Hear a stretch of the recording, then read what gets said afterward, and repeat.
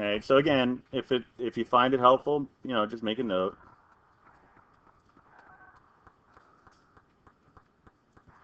This is my lambda I or I lambda.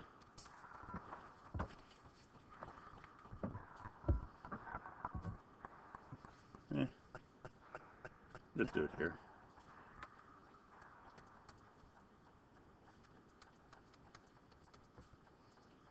So -4 minus lambda, -6, 3, 5 minus lambda.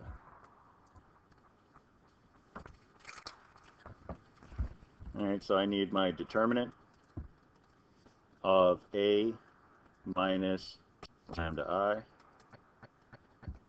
And I need that to be equal to 0. So we are looking at, and I'll just do the foiling process on the fly here. Lambda squared, the outers will give me, no, not 20, I don't even know where I was coming up with that. 4 lambda minus 5, so negative lambda. Oh, so minus 20. Minus -18, so plus 18 equals 0. So lambda squared minus lambda minus a 2 would be equal to 0. So lambda minus 2, lambda plus a 1. I guess you probably don't need a calculator for that one. You're welcome to use it though.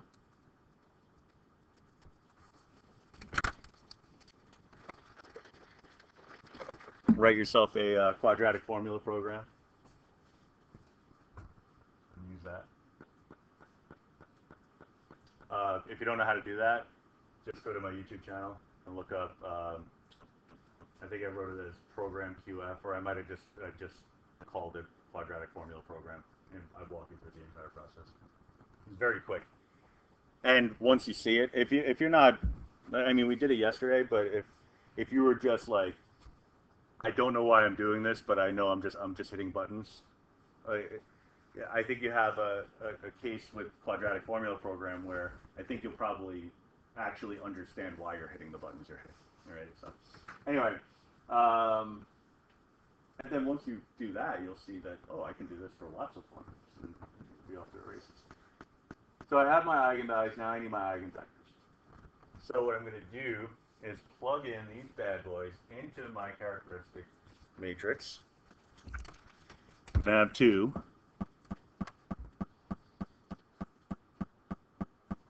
So I'll plug in the 2 for, well, 2 of them, but then I'm also going to have 2 as the first eigenvalue. So -6, -6, 3, 3. That's the case where lambda is equal to 2. Where, bless you, where lambda is equal to -1. We have a -3, -6, 3, +6.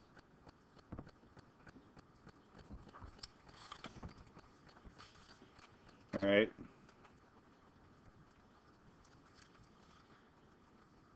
So we're solving the homogeneous equation where it's beefy to look at, but it's following the form of ax equals 0. It's just it's not a. It's a minus lambda I x equals 0. So that's what we're solving to get our eigenvectors. All right, the first one's easy because you could see that the top is a scalar multiple of the bottom, or vice versa. So through row reduction techniques, I can zero out the bottom row, right? So I can do -1/2, actually just +1/2 on row 1 added to row 2. That'll zero out row 2, and then multiply the top row by -1/6. Bottom line, whether you do it by hand or in the calculator, you should get this matrix.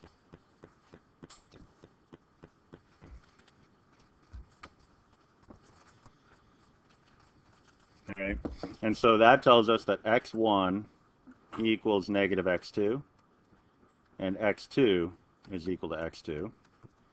which means x is equal to x2 multiplied by negative 1, 1. So that's my first eigenvector. You can swap out the x2 for a t and parameterize it if you want. I mean, it's parametric in the form of x2 multiplied, but if you want to have it as a, just some loose constant, you can do that too. I don't care either way. The next one,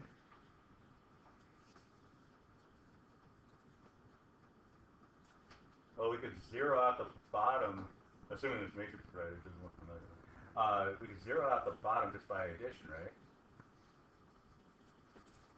So the bottom's going to zero out. The top, I want to multiply through with a negative 1/3. So that's going to make this a 2.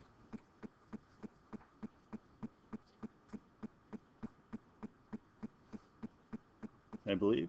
So x1 equals negative 2 x2. x2 equals x2. And so x would be equal to x2 multiplied by negative 2, 1. So those are my eigenvectors associated with the eigenvalues.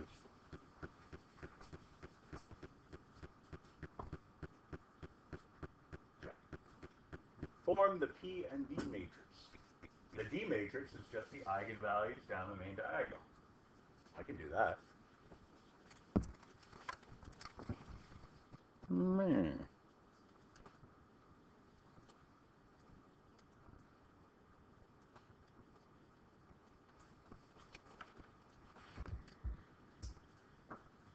The P matrix is the corresponding linearly independent eigenvectors for each eigenvalue as columns, in the same orders as their eigenvalues are put into P. So I put in the 2 first, so this eigenvector goes in first. So negative 1, 1. I put in negative 1 second, so the eigenvector associated with that goes in second. I'll delineate it this way.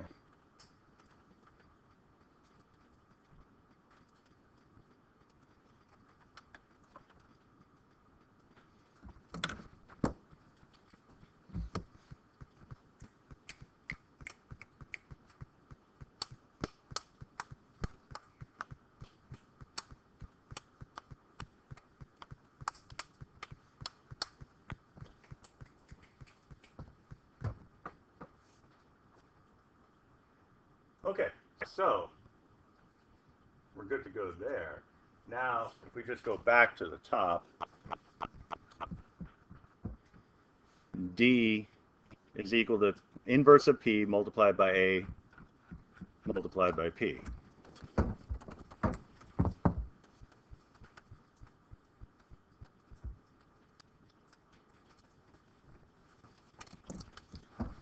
So we could do a quick checkarooski on this.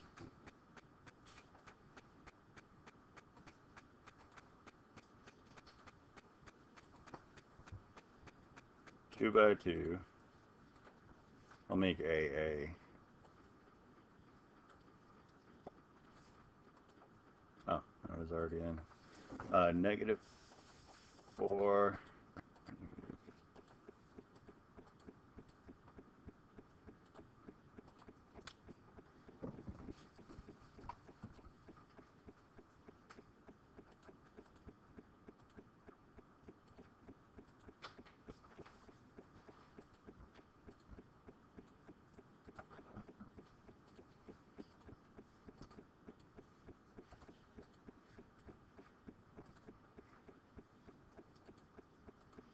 All right, so I'm using B instead of P, but we're going to lose any sleep over that. So the inverse of my matrix B, and this is all contingent on me typing this stuff incorrectly, multiplied by A, multiplied by B.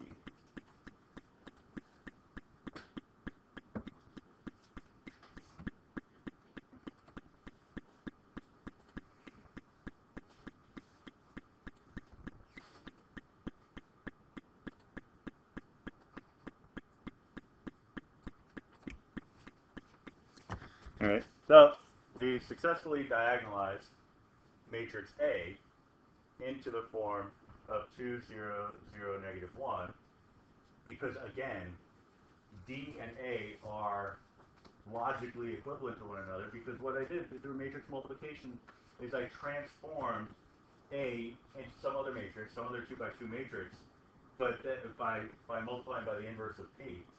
But then by multiplying by P, I'm undoing that transformation. So I'm bringing it back to, I don't want to say its original form, because it's not obviously its original form, but to an equivalent form. All right. D is the eigenvalues along the main diagonal. Boom and boom. And then the eigenvectors go in the same order that you put the eigenvalues on. So,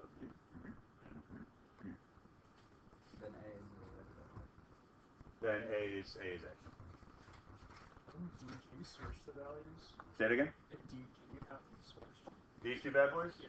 Yeah, as long as you switch these two bad boys. Is the last step a check? Yes, yeah. Should have mentioned that.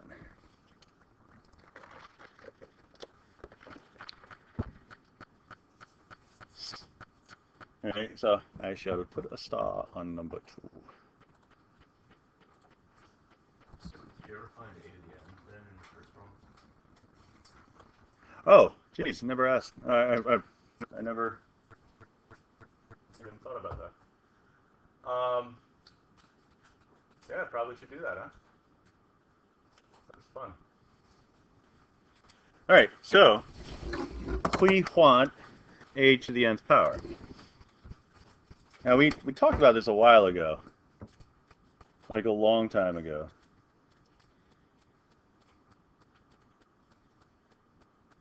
Let me just put in a diagonal matrix, something arbitrary.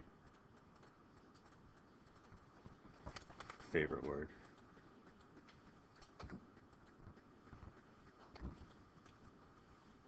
I guess, right? Some diagonal matrix 4009. I already forgot. Did I put that in as C? Yeah. Okay. So let me do matrix C squared cubed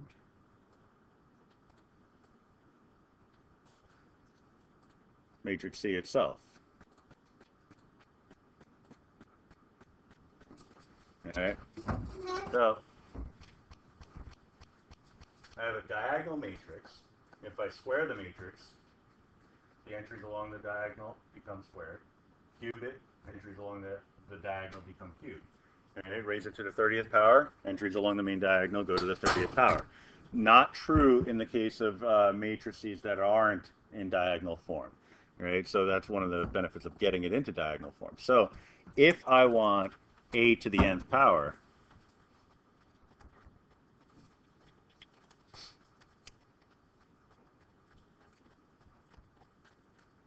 what I would be doing is taking inverse of P, AP, and raising that to the nth power. All right, so let's elucidate that quickly. So if I have A to the nth, I would be multiplying it by A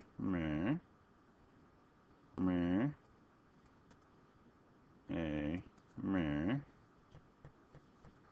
all the way to one final A.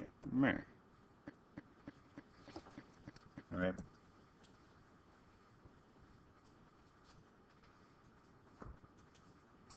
Oh, sorry. I wrote. That was weird. What am I? That should be a D, right? That confused me. Oh, one of them should be a D. I put the A in two places.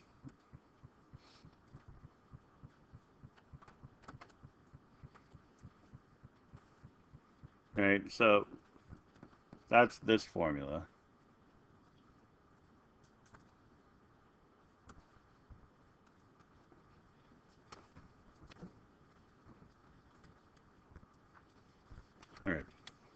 screw myself up too often. All right, so anyway. I'll recover. I would like to do it slightly differently. When you multiply a matrix by its inverse directly, the result is always the identity matrix. So basically, the matrix equivalent to 1. So these pairings all along the way are going to go away. Right? So basically, every step of the way, we're looking at a cancellation. Right? So we would have d to the nth equal to the initial inverse of p, a whole lot of a's, right? In fact, a to the nth, and then a single p at the end. All right, so if my goal is to figure out what a to the nth is, I would just have to solve this for a to the nth.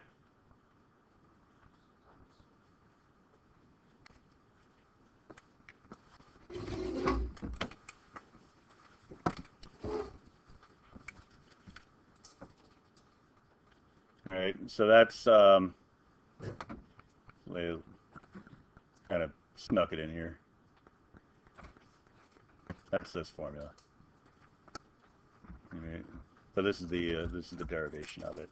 All right, so we would actually multiply both sides by the inverse of these two matrices. So we would have a to the nth equal to p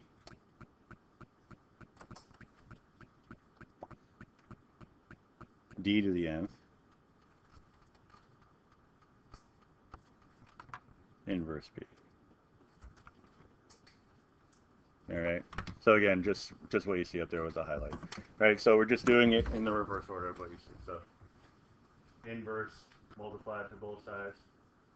Inverse of the inverse, which is the matrix itself, and then the inverse of the matrix that becomes it. So, Professor, how did you get from the second line to the third line? So, like, where you have a series From here to here? Yeah. These bad boys all cancel out.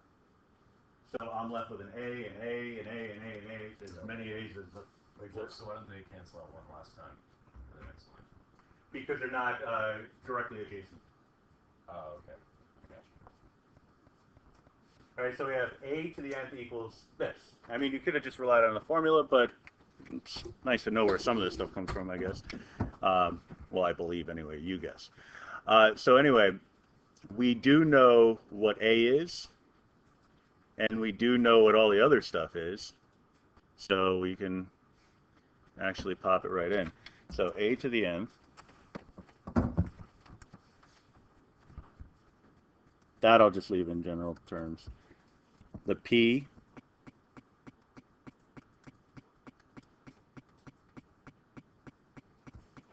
d to the nth, so d is my diagonal matrix. Now if I raise it to the nth power, it's going to become 2 to the nth, 0, 0, negative 1 to the nth,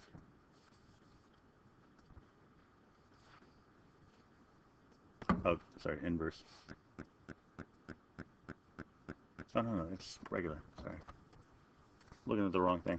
The last one's the inverse, and then the inverse of the other guy. But I'm just going to write it using inverse notation, only because I don't really see too much value in actually figuring out the inverse here, because I don't know what n is, so I'm not going to accomplish much beyond this step anyway.